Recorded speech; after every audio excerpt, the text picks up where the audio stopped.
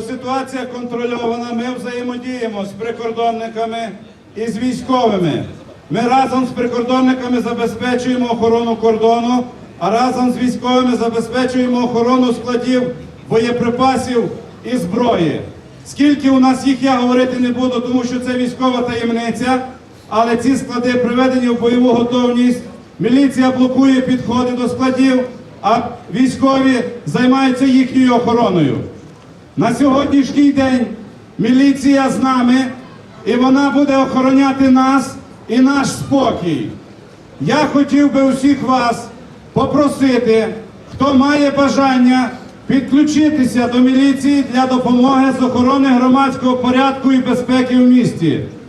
В обласному управлінні внутрішніх справ і всіх районних відділах розгорнуті оперативні штаби, які координують дії. Я прошу вас не панікувати і дотримуватись спокою. Якщо ви бачите щось підозріле, негайно телефонуйте на лінію 102 або до тих працівників міліції, яких знаєте телефони. Ми будемо ці дії координувати і будемо реагувати негайно на зміну оперативної обстановки. Також звертайтеся до штабу національного супротиву.